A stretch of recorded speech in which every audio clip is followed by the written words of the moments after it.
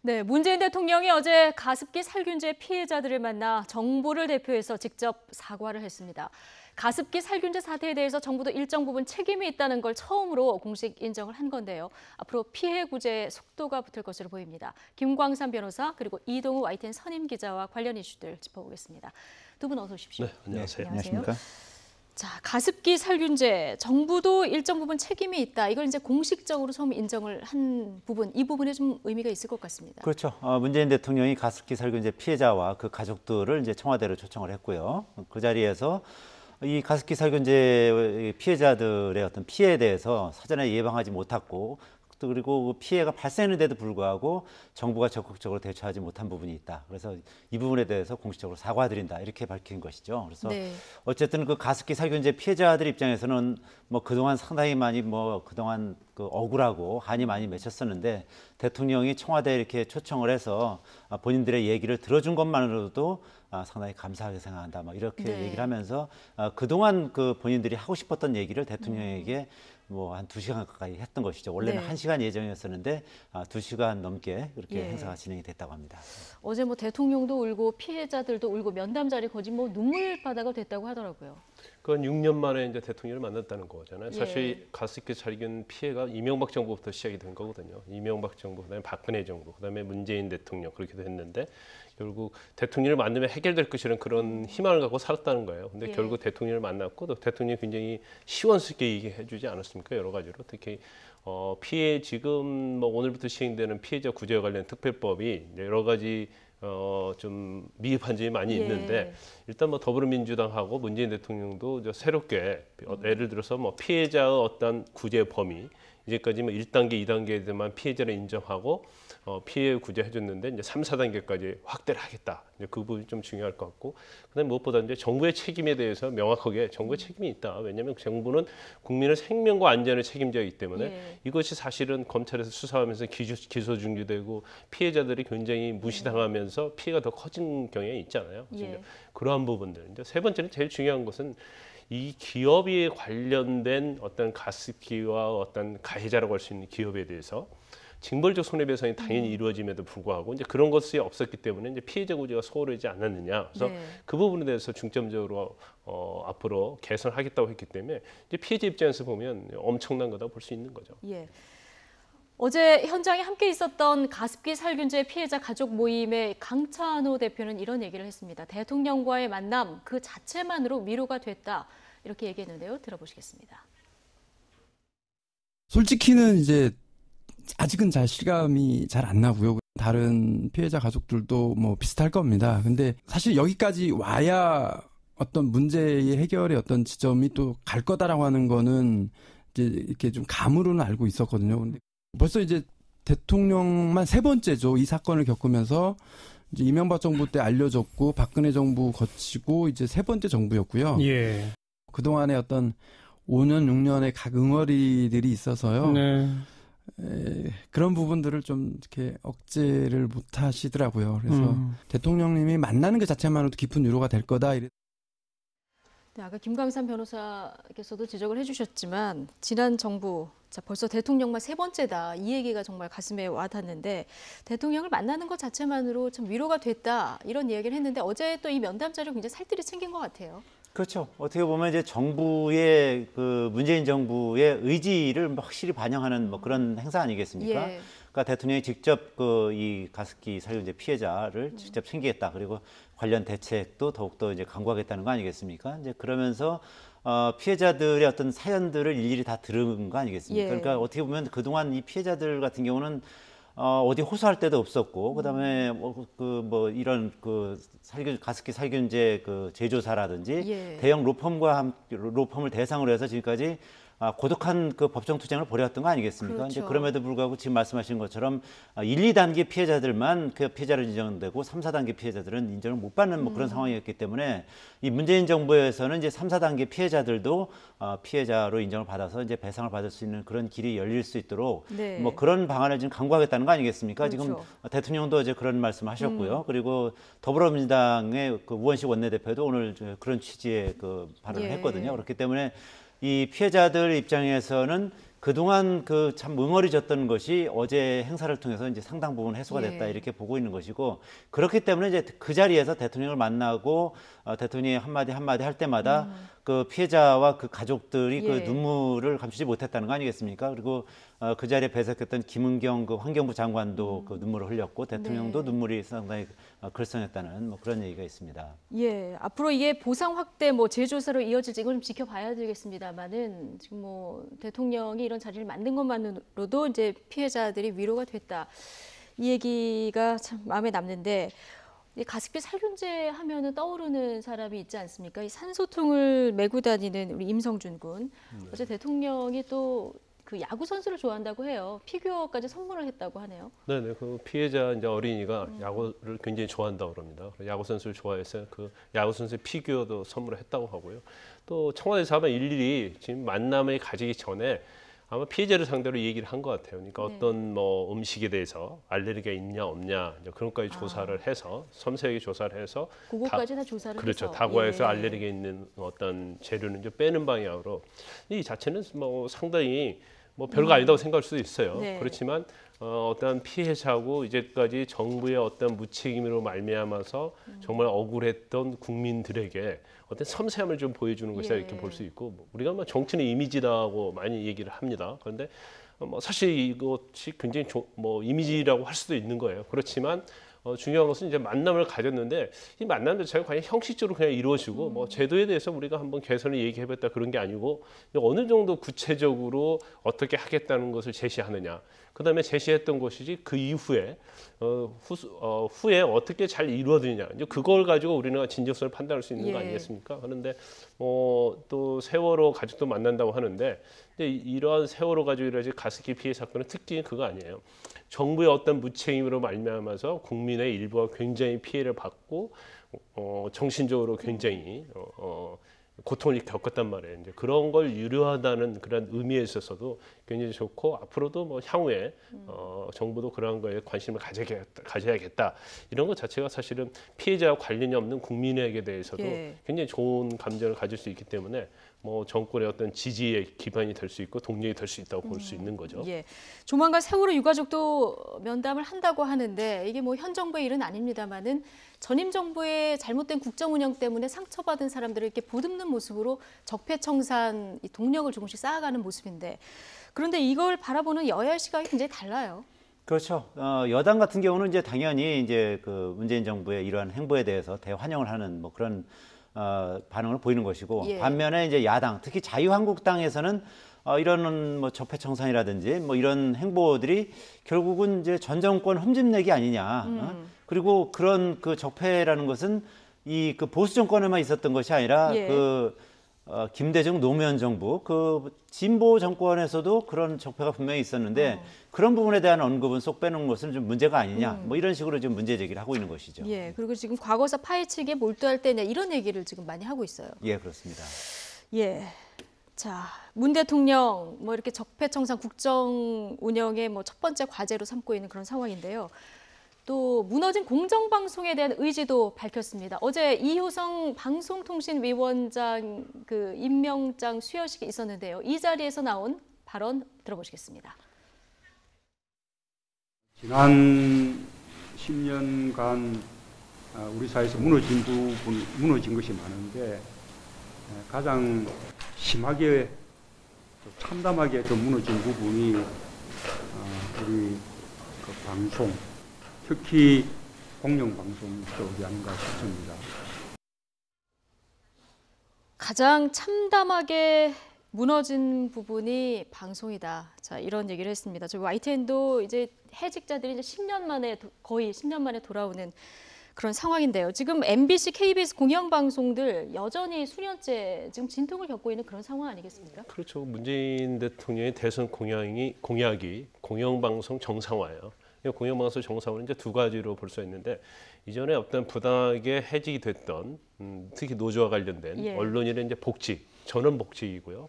근데 두 번째는 그 지배구조 개선, 그러니까 공영방송의 지배구조를 개선하겠다는 게 가장 중요한 두 가지라고 네. 볼 수 있는 것이죠. 그런데 사실 그러니까 더불어민주당이 야당일 때도 공영방송 지배구조 개선을 가는 법률을 제출했었죠. 근데 그 당시에 여당이 반대로 인해서 굉장히 통과가 못 됐거든요. 그래서 예. 어떤 공영방송의 이사의 어떤 추천권이 여당에게 유리하게 돼 있기 때문에 네. 결국 여당 위주의 어떤 방송 장악이 계속 시도가 돼 있다. 그래서 지배구조를 개선하겠다는 게 아마 이번에 이호성 방송위원장을 임명하면서 아마 그게 가장 타켓을 삼을 것 같긴 네. 해요. 그런데 사실 방송이라는 게 여가 됐건 야가 됐건 굉장히 부담스러운 부분이 있습니다. 일반적으로 방송을 어떻게 우호적으로 만드냐에 따라서 정권 아니면 지지도에서 굉장히 영향이 있다고 정치인들은 생각을 하기 때문에 이 부분 굉장히 부담스러움에도 불구하고 노골적으로 문재인 대통령이 아주 참담하고 정말 이건 있을 수 없는 공정성이 무너졌다. 그래서 바로 세우겠다 그런 취지를 노골적으로 얘기했기 때문에 예. 결과적으로 앞으로 향후는 공영방송을 어떻게 지배구조를 개선할 것인지 그 부분에 굉장히 타켓이 되고 또 새로 임명된 방송위원장도 그 부분에 대해서 가장 지배구조, 지배구조 예, 볼 것 독립성을 같고요. 확보하려면. 특히 예. 종편의 이제 재인과 또는 공영방송 재인과 관련된 부분에 있어서 향후에 상당히 논란이 있을 가능성이 크다 이렇게 봅니다. 예, 어쨌든 문재인 대통령 방송의 공정성, 독립성을 보장하겠다 이런 얘기를 하면서 방송사 현안이 발생하면 앞으로 각 부처에서 대응할 거다 청와대에서 이런 얘기를 했습니다. 지금 현안이 지금 MBC 노조가 공개한 블랙리스트 문건이 있습니다. 물론 이제 사측은 유령 문건이라 이런 주장을 하고 있습니다만 이게 만약에 사실로 드러난다면 어떻게 되는 겁니까? 어쨌든 뭐 상당한 파장일 수밖에 예. 없죠. 어쨌든 그 MBC 내 이제 카메라 기자들의 어떤 성분을 이제 분석을 해서 예. 뭐 사측에 좀 가까운 사람 아니고 노측에 가까운 사람 뭐 이런 식으로 좀 분류를 했고 그 중에 예. 이제 회색 분자 뭐 이런 식으로 이제 여러 가지 그 등급으로 분류를 했다는 거 아니겠습니까? 예. 이제 그런 문건을 이제 발견을 해서 MBC 노조 측에서 지금 이제 폭로를 한 것이고 그리고 사측에서는 이거는 뭐 괴문서다, 전혀 알지 못하는 문건이다 이렇게 오히려 이제 법적으로 대응하겠다 뭐 이렇게 좀 강경하게 대응을 하고 있거든요. 그래서 어떤 진실 규명은 결국은 어쨌든 뭐 사법기관에서 조사를 통해서 밝혀질 수밖에 없는 사안인데 만약에 이것이 사실로 밝혀질 경우에는 뭐 박근혜 정부의 블랙리스트와 마찬가지로 MBC 내에서도 어떤 블랙리스트가 실제로 존재했었고 그것이 실제로 인사에 상당 부분 반영되지 않았느냐 뭐 네. 그런 의혹을 지금 사고 있는 것이기 때문에 그것이 그 실제로 인사에 반영됐다는 것까지도 결국 이제 사실로 드러나게 되는 것이죠. 만약에 예. 이런 블랙리스트가 있었다는 것이 사실이라면. 네. 그래서 이것이 결국은 이런 그 MBC 자체에서 있었던 여러 가지 지금까지 어떤 인사 문제라든지 뭐 노사 분기 과정에서 있었던 이런 부분에 있어서 사측의 어떤 정당성을 상당 부분 이제 상실하게 되는 예. 그런 그 촉매제로 작용할 가능성이 대단히 높은 것이죠. 결국 이것이 MBC 그 경영진의 어떤 교체에 예. 상당한 그 폭발력을 가진 그런 뭐 터닝 포인트가 되지 않을까 그렇게 예상이 됩니다. 네, 정치권에서는 지금 정부 블랙리스트 MBC판이다 이런 얘기까지 지금 나오고 있어요. 블랙리스트 자체는 이제 법적으로 보면요. 예. 일단 어떤 부당한 대우라고 볼 수 있습니다. 우리가 블랙리스트와 관련돼서 지금 국정농단에 있어서는 이제 직권남용죄가 주로 적용이 네. 됐죠. 그런데 직권남용은 이제 공무원이 범죄의 주체가 될 수 있기 때문에 MBC는 사실은 이제 공무원이 아니잖아요. 수뇌부가. 그래서 이제 그 부분은 근로기준법에서 어떤 부당한 대우를 했느냐 이제 그 부분이 중점적으로 조사가 돼야 할 것 같고 이 부분은 또 하나 의미가 있어요. 뭐냐면 지금 사실 공영방송 지배구조 관련해서 이제 법적인 면에 있어서 현재 어떤 뭐 공영방송의 수뇌부를 뭐 어떻게 할 수 있는 그런 부분이 굉장히 협소합니다. 영역이. 네. 그런데 이런 여러 가지 부당한 노동 행위에 대해서 이제 특별 감독을 할 수 있는 그런 여지가 있거든요. 그 과정 통해서 만약에 공영방송의 수뇌부가 연결이 돼 있다고 한다면 사실 여러 가지 징계 문제랄지 아니면 예. 현재 어떤 대표랄지 사장이랄지 이런 부분에 있어서 방송통신위원회에서 조치를 취할 수 있거든요. 그러면 현재 어떤 사표를 내지 않는다 하더라도 그런 어떤 압박 수단을 통해서 결국 경영진을 교체할 수 있는 그런 카드가 될 수 있다는 점에 약간 주목해야 할 필요가 있다 봅니다. 네. 문 대통령 방송 장악 시도 안 할 테니까 방송사도 이제 자정 작업해라 이런 얘기를 했는데 지금 야권에서는 보수 정권을 탓하기 전에 언론을 탄압했던 좌파 정권 10년에 대해서 먼저 사과해라 이렇게 또 비판을 하고 있습니다. 들어보시겠습니다. 참으로 내로 남불격 발언이 아닐 수 없습니다. 문 대통령은 김대중 대통령, 노무현 정권 10년간 자행되었던 언론사 세무조사와 기자실 대못 받기 등의 언론 탄압과 공영방송 사장의 정현주, 최문순 사장 등을 임명했던 코드 인사는 벌써 잊은 것입니까? 요즘에 정치권에서 제일 많이 나오는 말이 내로남불 이 얘기 아닌가 싶은데 또 그 얘기가 나왔습니다. 그런데 지금 야당은 지금 반발을 하고 있는 상황이에요. 그런데 아까 그 김광삼 변호사님 얘기해 주셨지만 이 방송이 공정하게 이렇게 유지가 되려고 하면 지배 구조를 공정하게 바꾸는 것이 반드시 필요한데 이게 지금 야당이 이렇게 반대하는 상황이라서 이게 가능할까? 이게 좀 의문이 듭니다. 근데 뭐 결국은 그 아까 김 변호사님도 말씀하셨지만 그 지금 현재 더불어민주당이 야당일 때 그 방송 이 지배 구조를 개선하자고 이제 법안을 내놨던 것이고 지금의 야당인 그 자유한국당이 반대를 했던 거 아니겠습니까? 이제 그 이제는 입장이 바뀐 상황인데 어쨌든 이 정권이라는 건 항상 정권 교체에 의해서 여야가 이제 바뀌는 거 아니겠습니까? 그렇기 때문에 이 그 공영방송의 어떤 지배구조는 이참에 제대로 한번 손볼 필요는 있을 것 같습니다. 그러니까 지배구조가 기본적으로 이제 여당 편향적인 그런 지배구조가 돼 있기 때문에 이런 부분에 대해서 뭐 여든 야든 언제든 정권 교체가 될 수 있다는 그런 전제하에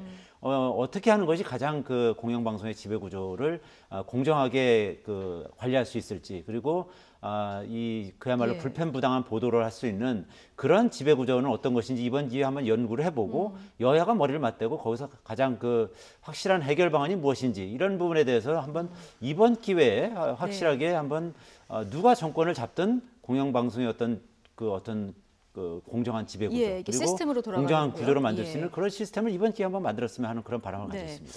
대통령 의지대로 어제 그 대통령 발언이 방송개혁의 신호탄이 될지 이거 좀 지켜봐야 될 것 같습니다.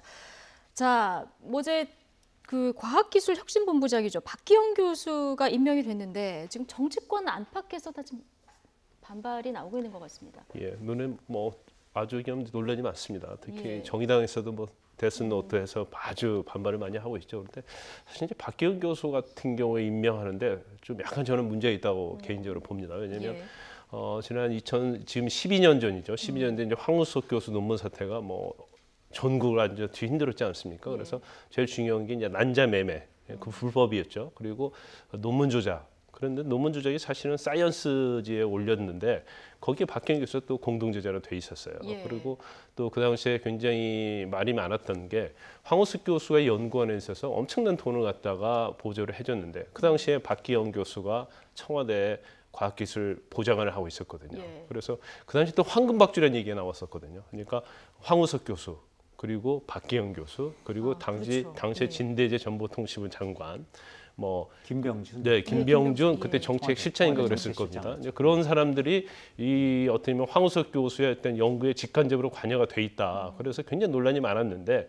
결국 논문 자체도 논문조사위원회에서 이게 상당히 조작이다. 뭐 그런 식으로 판명이 났음에도 불구하고 공동저자에 한명했던 이제 박기영 교수는 그 당시에 어떻게 황우석 교수에서 지원을 했는지 그리고 자기가 어떻게 논문 저자가 됐는지 그런 게 이런 방법가 없었어요. 그리고 그렇게 논란이 있었다고 한다면 정부에 몸 담았던 사람으로서 거기에 대해서는 자기의 입장을 발표하는데 그런 거 없이 위안부에 지나갔거든요. 그래서 그 전에 이렇게 논란이 됐고 그런 사안에 대해서 어떻게 보면 직접적 당사자가 지금 과학기술혁신본부장으로 임명이 되면서 1년에 한 20조 원 정도를 예산을 쓴다는 거 아니에요. 엄청난 거죠. 그러니까 앞으로 제4차 혁명을 비롯해서 정말 중요한 자리인데 불구하고 이런 사람을 갖다가 과연 임명할 수 있느냐. 이제 거기에 대해서 정의당까지도 이제 반대를 하고 있는 거죠. 청와대는 알고 있지만 적임자라서 임명을 했다. 이런 입장인데요. 야3당 지금 박기영 교수 임명에 한 목소리로 비판을 하고 있습니다. 들어보시겠습니다. 박 본부장은 혁신의 적임자가 아니라 청산해야 할 적폐 인사입니다. 박 본부장은 노무현 정부 시절 온 나라를 충격의 도안위로 몰아넣었던 황우석 사건의 핵심 관계자입니다. 전대미문의 과학 사기 사건의 공범격인 인물을 과학기술혁신본부장에 앉히는 것은 고양이에게 생선을 맡기는 그런 꼴이 아닐 수 없습니다. 노무현 정부 때 근무했던 청와대에 근무했던 사람이나 정부에 근무했던 사람들은 무조건 기용되는 소위 노무현 하이패스, 노무현 프리패스 인사를 지적하지 않을 수가 없습니다. 수첩 인사보다 훨씬 더하면 더했지 덜하지 않은 안면 인사. 야3당 반대하고 지금 정의당도 반대하고 있는 상황인데 지금 고양이에게 생선 맡기는 꼴이다 이런 얘기까지 나왔습니다. 그렇죠. 지금 이제 야당에서도 지금 강력하게 반발할 뿐만 예. 아니라 과학기술계에서도 그 반발이 꽤 만만치 예. 않거든요. 그렇기 때문에 그 정부 여당 입장에서는 상당히 좀 곤혹스러운 뭐 그런 입장일 수밖에 없습니다. 야당이 다 반대를 할 뿐만 아니라 그리고 또 오늘 그 조간을 보면 뭐 한겨레 신문 등 그 진보 언론에서도 상당히 좀 부정적인 인식을 지금 보여주고 있거든요. 이제 이런 것으로 봤을 때 정부 여당 입장에서는 어떻게 보면 그 정부 여당의 우호적인 그런 네. 언론이라든지 그 우호적인 단체라든지 비교적 그 야당 중에서도 정의당 같은 경우는 비교적 그 상당히 지금까지 합리적인 어떤 그런 목소리를 내오면서 뭐 협조할 것은 협조해오고 뭐 그런 상황이었거든요. 그런데 그렇죠. 이런 상황에서 지금 반대를 하고 있기 때문에 예. 상당히 지금 이제 어떤 여론의 흐름을 지금 이제 예의주시하고 있는 그런 상황인 근데 것 지금 같습니다. 사실 정의당의 데스노트 이게 지금 주목을 받고 있는데 사실 그 인사에 있어서도 정의당이 반대한 뭐 안경환 법무장관이라든가 후보자라든가 아니면 조대엽 고용노동부 장관 후보자라든가 이 정의당이 반대하는 후보들은 낙마를 했거든요. 그 인사 관련해서요. 예. 우리가 보통 사당 체제에서 바른정당이나 특히 뭐 국민의당이 예. 캐스팅 보트를 쥐고 있다 이런 얘기를 많이 했는데 실질적으로 지금 인사청문회를 비롯해서 어떤 국무총리할지 인사 내각에 관해 있어서는 정의당이 마치 캐스팅 보트를 쥐고 있는 그러니까요. 이런 형상이 계속 실질적으로요. 되고 있어요. 그래서 또 정의당이 사실은 지난번에 안경환 법무부 장관 후보자 그리고 조대엽 고용노동부 장관 후보자에서 반대를 했는데 결국 낙마하지 않았습니까? 그러면 지금 인사 뭐 청문회를 반드시 거쳐야 할 사람이 있고 그렇지 않을 사람이 있지만 예. 이 과정을 쭉 보면 정의당이 반대를 하면 결국 임명될 수가 없다. 이제 그런 예. 그런 프레임이 지금 있는 거예요. 그래서 정의당은 어떻게 보면 더불어민주당이 굉장히 협조적이지 않습니까? 그렇죠. 그런데 적어도 더 이상 협조할 수 없고 더 용인할 수 없는 부분에 대해서 그러한 인사에 대해서는 반대를 하기 때문에 정의당까지 반대하는 것에서 무리하게 임명을 했을 때 그것은 어떻게 보면 국민의 감정에도 영향을 미치고요. 또 지지도에 영향을 미치기 때문에 아마 그 이번에도 정의당의 어떠한 주장, 예. 정의당의 어떤 임명해서 안 된다는 그런 것들이 반영될 가능성이 상당히 있지 않을까. 물론 청와대를 앞으로 주시해봐야겠습니다만. 그렇군요. 정의당까지 반대를 하게 되면 이제 1대4 구도가 되기 때문에 청와대도 아무리 지지율이 높지만 밀어붙이기는 어려울 것이다. 이런 그렇습니다. 분석을 해주셨습니다. 이번에는 어떻게 될지 좀 지켜봐야 될 것 같습니다. 화제를 좀 바꿔보겠습니다. 자, 5.18 광주 민주화운동을 다룬 영화 택시운전사. 지금 관객 수 600만을 향해서 달리고 있습니다. 그런데 이 영화의 흥행 여부가 좀 달갑지 않은 사람이 있는데요. 바로 전두환 전 대통령입니다. 그 이유가 뭘까요? 장민정 앵커가 전해드립니다. 여기 영화 한 편과 책 한 권이 있습니다. 5.18 광주 민주화 운동을 다룬 영화 택시 운전사와 법원에서 판매 금지 처분을 받은 전두환 전 대통령의 회고록입니다. 이 두 작품이 날조 논란에 휩싸였습니다. 무엇이 진실이고 무엇이 날조인지는 여러분께서 직접 보시고 판단해 보시길 바랍니다.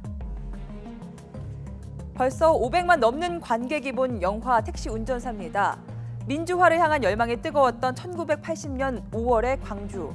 장갑차와 헬리콥터로 무장한 계엄군이 시민을 향해 총을 난사합니다. 다쳐서 비틀거리는 시민들, 심지어 부상자를 도우려는 시민들까지 속절없이 쓰러집니다. 전두환 전 대통령 측은 바로 이 장면을 문제 삼았습니다. 5.18 광주 민주화 운동을 폭동으로 규정하면서 계엄군이 시민을 향해 조준 사격한 것처럼 그린 건 날조라며 법적 대응을 검토할 수도 있다는 입장을 밝혔습니다. 그거는 완전히 허위 날조고요. 난 영화는 안 봤지만 보면은 군인들이 쭉 도열해가지고 뭐 앉아서 자세로 일제 사격을 했다 그러는데 그거는 없어요. 한편 전두환 전 대통령의 회고록에는 출판과 판매 금지 명령이 내려졌습니다.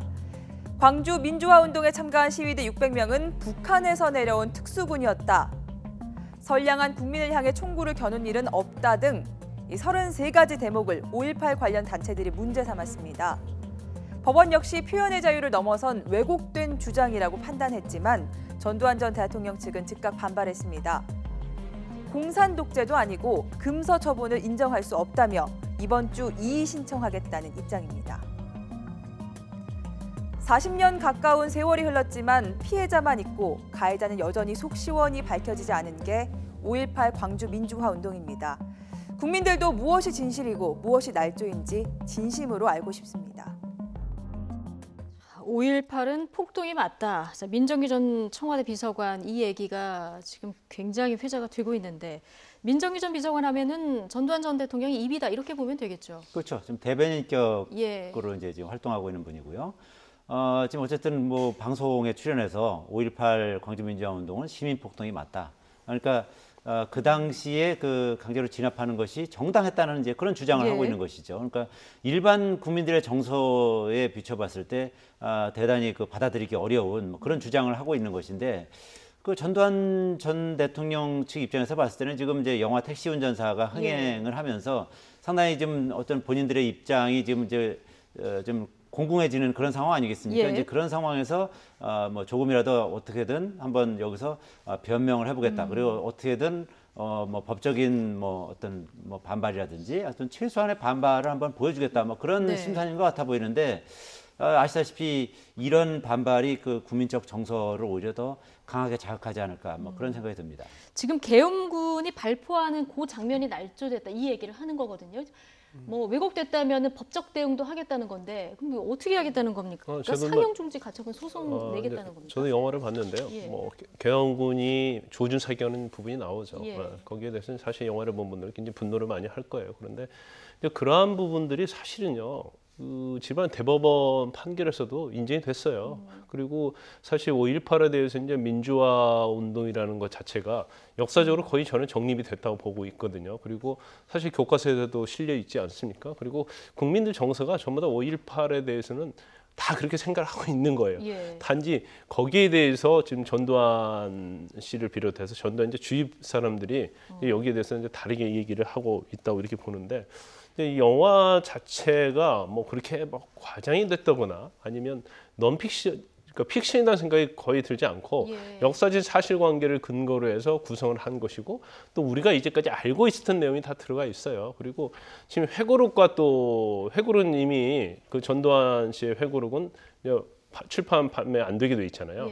그런데 회고록 같은 영화는 달라요. 회고록 자체는 이건 물론 사상 표현자가 있을 수 있지만 회고록은 사실에 기해서 자기의 어떤 의견을 얘기는 할 수 있지만 사실 자체 왜곡되는 것 자체는 이것은 예술은 아니거든요.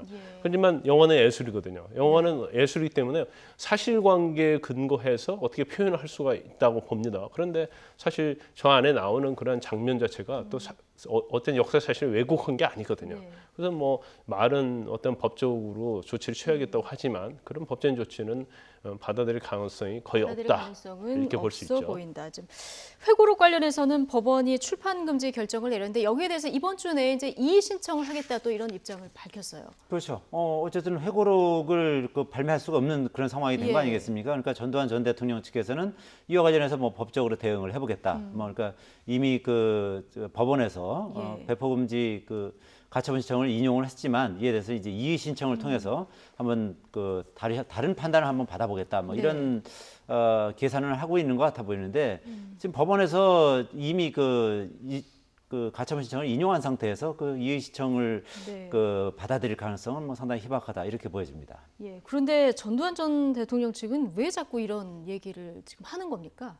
아까 말씀드렸듯이 그 지금 여러 가지 이제 사회적 분위기라든지 뭐 이런 그 택시 운전사가 상당히 이제 공전의 히트를 치면서 여러 가지로 좀 본인들에 대한 이제 관심도 높아지고 논리적으로도 상당히 좀 궁색해지는 뭐 그런 상황에 처한 거 아니겠습니까? 이 상황에서 최소한의 어떤 방어 논리 그리고 어떤 최소한의 방어를 한번 해보자 뭐 이런 그 계산을 한 것으로 보이는데 오히려 그런 것이 오히려 저 아까 말씀드렸듯이 이 전두환 전 대통령에 대한 어떤 국민적인 어떤 반발 심리를 더욱 자극하는 것이 아닐까 뭐 그렇게 보여지는 그런 상황인 것 같습니다. 전두환 전 대통령의 부인 이순자 씨도 우리 내외도 참 억울한 희생자다 이런 얘기를 하면서 국립묘지 안장을 원한다 이런 얘기를 예전에 했었거든요. 국민 정서가 뭐 그걸 이해할 수 있겠습니까? 근데 그런 것 같아요. 이제 이게 보는 시각에 따라 다르는데 이제 가해자와 피해자가 있어요. 가해자는 자기 합리화를 하는 거죠. 그래서 지금 가장 중점을 두는 것이 주장하는 것 중에 하나가 그거예요. 시민이 무기를 탈취했는데 이게 폭도지 이게 시민이냐? 그 원리를 계속 반복해서 얘기를 하는 거예요. 그러면 언뜻 생각할 때 무기 탈취하고 파출소에서 무기 취하고 그러면 이게 시민이라고 볼 수 있을까? 그런 생각을 갖게 만드는 거죠. 그런데 사실 뭐 영화에서도 나타나고요. 또 여러 가지 이전에 이제 대법원 판례에서 나타나는 것처럼 굉장히 그 시민의 입장에서는 그 자유적 수단이거든요. 그러니까 본인들을 어떻게 총으로 살해하고 그런 과정에서 본인을 지키기 위한 자유적 수단으로서 무기를 손에 넣을 수밖에 없는 그런 상황이었는데 이걸 자체를 갖다가 마치 무기 자체는 뭐 계엄군만 가질 수 있는 것처럼 이제 그런 식으로 자꾸 사실을 오도하는데 이제 중요한 건 그거겠죠. 아까 말씀드렸죠. 우리가 이제 일본에 대해서 위안부랄지 일제 침략에 대해서 역사적 반성과 진정한 반성이 없다는 걸 항상 이 얘기를 하잖아요. 마찬가지로 봐요. 이제 전두환 씨나 전두환 씨와 관련된 사람들도 사실은 본인들의 어떤 역사적 반성을 하고 5.18 묘지에 가서 사실은 참여를 해야 하는 게 맞는데 자꾸 자기가 어떤 합리화된 그런 시각으로 보기 때문에 계속대로 저런 허위적인 내용의 어떤 출판물이 나오고 또 주장이 나오고 그런 것을 보입니다. 그렇군요. 자, 어쨌든 5.18은 폭동이다. 또 택시 운전사의 주요 내용은 날조됐다. 이런 전두환 전 대통령 측의 주장에 대해서 정치권에서는 어떤 얘기가 나오고 있을까요? 들어보시겠습니다.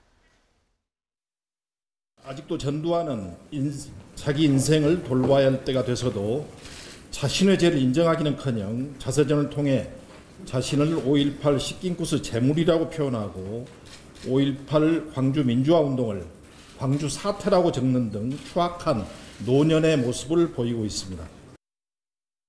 군사 독재에 항가는 시민을 향한 계엄군의 무차별 진압 장면을 보고 울지 않는 관객이 없습니다.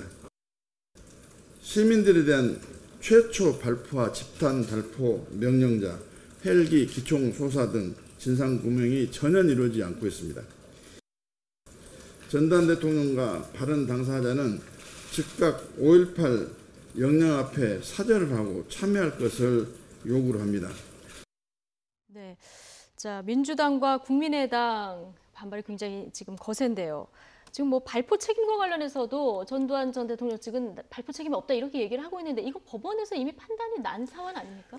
그래요. 그러니까 지금 진상규명을 해야 한다는 것 중에 제일 중요한 부분이요. 네. 그럼 누가 발포 명령을 했느냐, 그렇죠. 누가 헬기에서 사격하게 만드냐, 그 부분이 굉장히 중요한 부분이거든요. 그런데 사실은 그와 관련된 자료들을 다 폐기해버렸어요.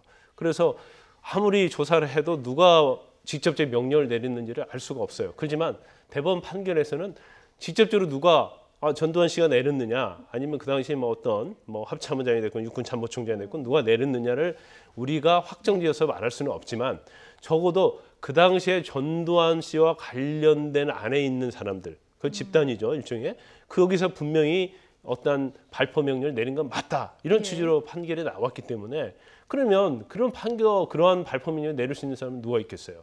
결국은 가장 수뇌부라고 할 수 있는 전두환 씨밖에 내릴 수 없다는 결론에 이를 수 있는 거거든요. 근데 그걸 자꾸 빌미 삼아서 누가 발표했다고 확정이 된 상태가 아니기 때문에 거기에 대해서 사실은 책임이 없다. 그런 식으로 계속 주장을 하고 있는 것이죠.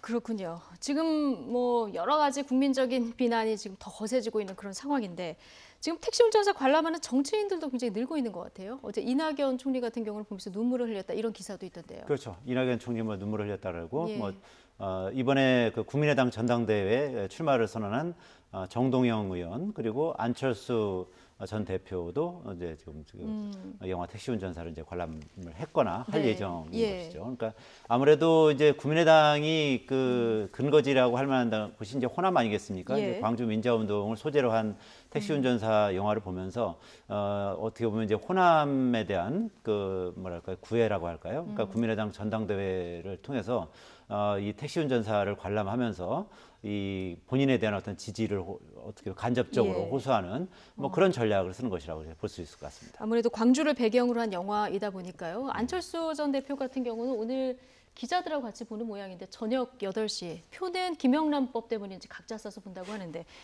이동훈 기자님, 저녁 8시에 이제 영화 기자들하고 같이 보면 기자들이 좋아합니까? 글쎄요. 아무래도 뭐 특히 젊은 기자들 같은 경우는 뭐 본인들의 어떤 뭐 그런 일정 같은 게 있지 않겠습니까? 그거를 뭐 일률적으로 보는 것을 그렇게 좋아할 것 같지는 않습니다만 예. 어쨌든 뭐 출입 기자들 입장에서는 뭐 안철수 전 대표가 하는 말 한마디가 한마디가 요새는 또 뭐 기사가 또 될 수 있기 때문에 취재를 할 수 있기 뭐 직접 때문에요. 보면서 뭐 또 영화를 보고 또 거기서 안철수 전 대표가 하는 말 한마디를 또 기사를 쓸 수 있으니까 예. 뭐 그런 측면에서는 또 뭐 반길 수도 있겠죠. 네, 택시 운전사에 대한 질문보다는 국민의당 얘기 질문이 더 많이 나올 것 같다 이런 생각이 드는데요.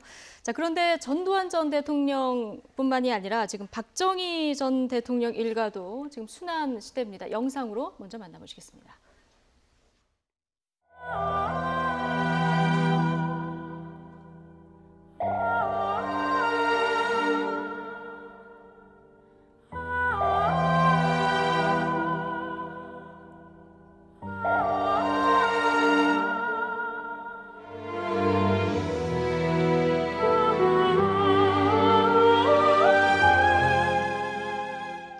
네, 지금 기념도서관 표지석에 붉은색 낙하로 이렇게 욕설이 이렇게 표시가 돼 있어서요. 지금 경찰이 수사에 들어간 그런 상황인 거죠? 그렇죠. 저도 이제 YTN 방송으로 올 때는 항상 예. 그 길을 지나서 옵니다. 근데 그 부분에는 뭐 사실 이렇게 보이지 않게 쌓아놓았더라고요. 그런데 예. 아마 저 부분이요. 지금 사실 이제 박근혜 전 대통령이 이제 국정농단 또 탄핵되지 않습니까? 이제 그 이후로 이전에 이제 박정희 대통령에 대한 어떤 공과 과가 있었고 또 굉장히 공을 강조하는 측이 있고 또 과를 강조하는 측이 있거든요. 그런데 결국 박근혜 전 대통령이 이제 탄핵이 되면서 이제 그 부분에서 약간 어떤 시대적 흐름도 그렇고 어떤 국민의 정서도 상당히 좀 부정적으로 많이 바뀐 것 같아요. 그러다 보니까 저런 걸 용납하지 못하는 그런 성격을 가진 사람들이 이제 저런 행위를 하는 것 같습니다. 그리고 사실 저게 박정희 대통령 기념도서관으로 지어졌는데 이제 국가에서 도움을 준 거죠. 그런데 이제 도서관은 아직 운영을 안 되고 있다고 그래요. 그러니까 이제 그런 부분에서 굉장히 좀 불만이 있었던 걸로 보이는데 사실 어떤 역사는 이제 공과가 있을 수 있죠. 또 시대적 흐름에 따라서 달라질 수 있고 또 국민들의 평가를 또 달리할 수는 있다고 봅니다. 하지만 저렇게 어떤 물리력을 써서 저는 행위하는 것 자체는 오히려 만약에 정말 박정희 전 대통령 싫어하고 뭐 증오를 한다고 한다면 뭐 피켓 시위랄지 아니면 뭐 요즘 SNS랄지 여러 가지 뭐 자기 그렇죠 의견을 할 수 있는 기회가 많이 있지 않습니까? 그런데 저런 거 행위하는 것 자체는 설사 아무리 부정적인 시각을 갖고 있다 하더라도 이제 범법 행위에 해당이 되기 때문에 뭐 자제를 하는 게 좋지 않을까 싶습니다.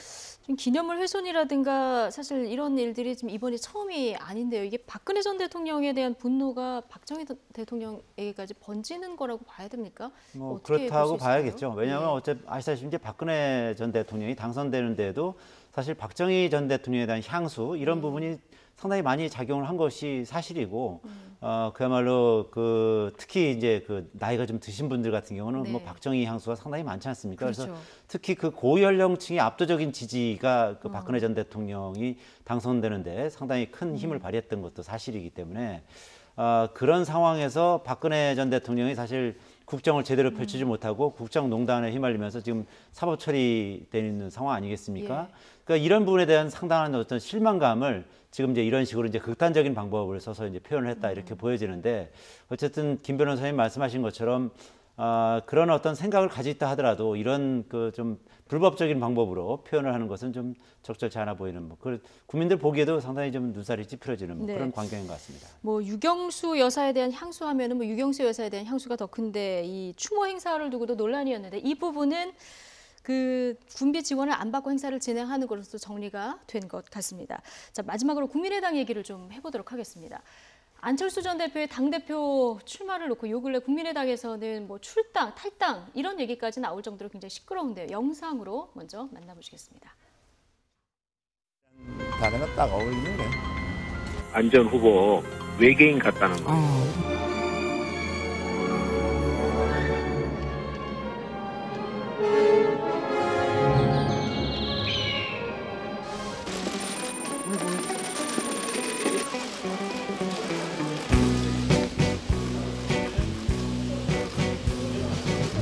지난 석 달 동안 저한테 부족한 점이 어떤 점들이었는지 정말 치열하게 고민했습니다. 뭔가 지금 우리하고 너무 딴 세상의 사람 같은 얘기를 자꾸만 하고 있다. 정치인으로서의 이 탤런트는 안 준 것 같다.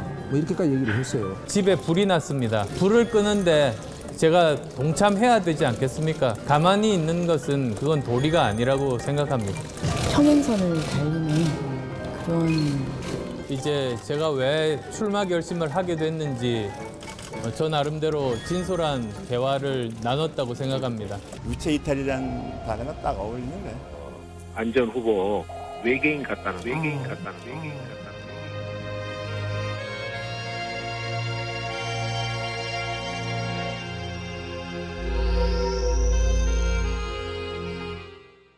안철수 후보와 출마를 반대하는 의원들 사이에 팽팽한 정말 좁혀지지 않는 얘기들 지금 보셨는데요.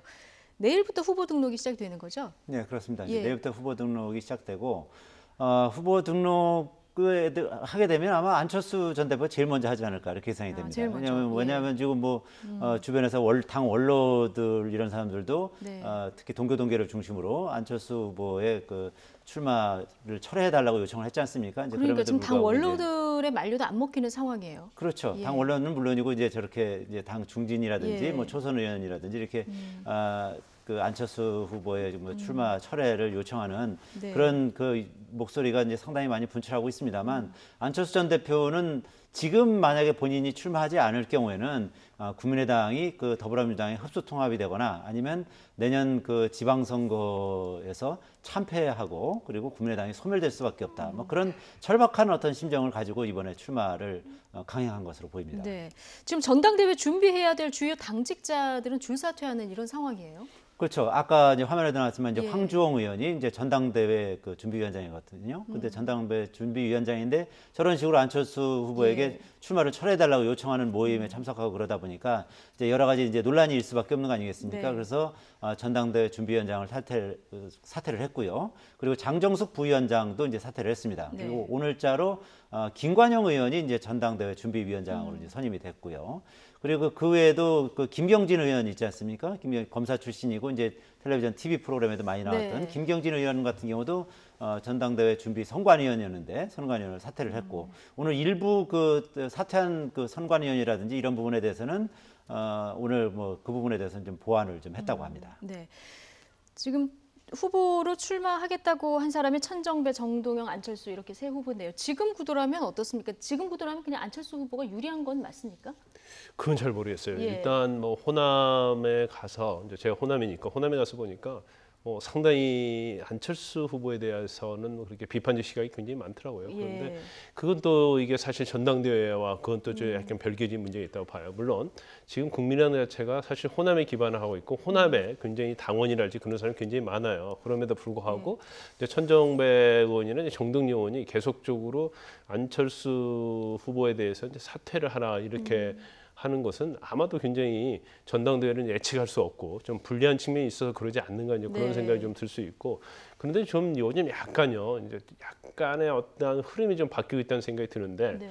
뭐 저도 굉장히 부정적이었습니다만은 계속적으로 부정적인데 이제 당에서 굉장히 공격받고 있고 또 언론에서도 좀 상당히 부정적인 시각으로 보지 않습니까? 그리고 근데 노골적으로 사실 안철수 후보에 대해서 이제 모렴치, 염치가 없다 그런 얘기 계속 하다 보니까 약간 이제 동정심이 좀 일어나고 있지 않느냐 그런 생각이 들 정도예요. 예. 그런데 아마 이제 동교동계도 사실은 뭐 출당하라, 탈당하라 했다가 한 발 물러섰지 않았습니까? 네. 아마 그 이유는 여러 가지가 있겠지만 이제 안철수 후보가 절대 여기서 그만둘 것 같지 않습니다. 또 스타일도 그렇고 자기가 만약 여기서 정말 정당대 출마를 접어버리면 지금 접는 것도 쉽지는 않은 그렇죠. 상태인 정치 것 생명이 같아요. 거의 끝난다고 예. 볼 수 있기 때문에 더 이상은 아무리 충고를 해도 어떤 후퇴는 없을 가능성이 크기 때문에 이걸 당내에서도 알고 그렇죠. 있다. 당내에서 알게 예. 일단은 뭐 전당대회는 가야 한다는 분위기로 가고 있는 것 같아요. 그런데 제가 볼 때는 아마 천정배 의원하고 정동영 의원이 둘만 전당대회를 치렀다고 한다면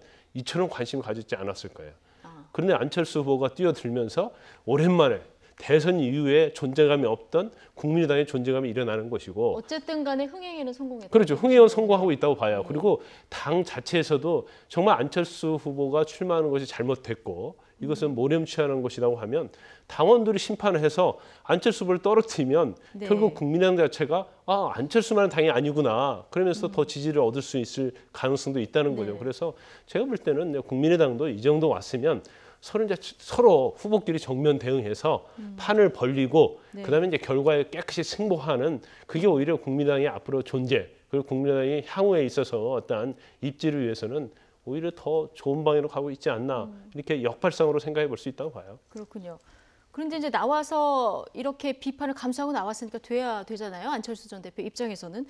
근데 천정배, 정동영 두 지금 후보도 굉장히 반발을 하고 있는 상황인데 그러다 보니까 두 그 후보의 이 단일화 얘기가 계속 나오고 있어요. 그렇죠. 단일화 얘기가 나올 수밖에 없는 것이 어차피 이제 천정배, 정동영 후보 두 분 다 호남에 기반을 두고 있는 거 아니겠습니까? 네. 물론 이제 전남과 전북 이렇게 나눠져 있긴 합니다만 그렇지만 어쨌든 이 구도 자체가 이제 수도권을 중심으로 하는 안철수계 그리고 호남을 중심으로 하는 그 천정배, 그 정동영 후보의 어떤 3파전 양상으로 이제 진행되는데 지금 여러 가지 당사를 봤을 때는 천정배, 정동영 후보는 그 단일화하지 않았을 때는 사실 안철수 후보와 게임이 안 되지 않겠느냐 뭐 이런 시각이 더 많은 것이거든요. 네. 그렇기 때문에 이제 두 후보 간의 단일화 얘기가 많이 나오고는 있습니다만 거기 변수가 이제 결선 투표제가 도입이 됐다는 겁니다. 그렇죠. 결선 투표제가 도입이 됐기 때문에 굳이 지금 그 예선에서 단일화하지 않더라도 첫 번째 경선에서 만약에 안철수 후보가 그 과반을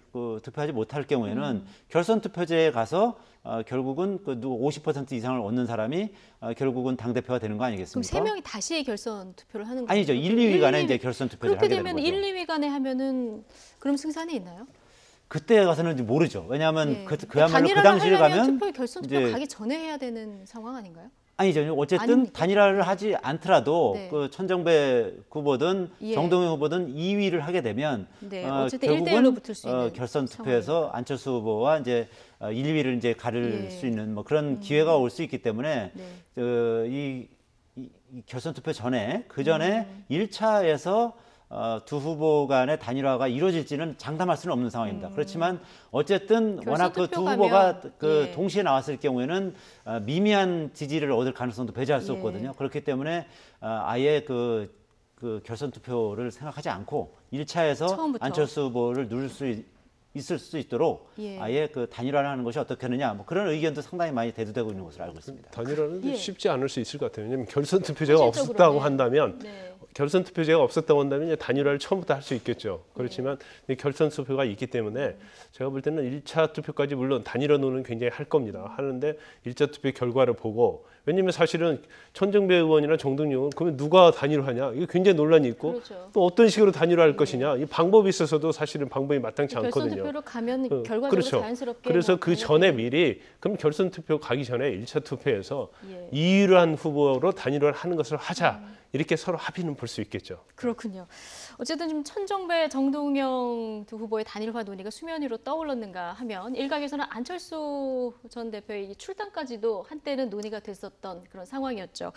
자, 천정배 의원에 의해서 안철수 전 대표의 최측근 인사 얘기까지 좀 들어보겠습니다. 안 후보가 굳이 독배를 안 마셔도 천정배가 있는 한 절대 민주당과의 통합은 없습니다. 출마 선언 전에 많은 의원들을 만났지 않습니까? 제가 알기로는 제가 아는 한도에서는 우리 40명의 국회의원 중에 출마를 찬성한 분은 출마하라고 하는 분은 딱 한 분이 있었던 걸로 알고 있습니다.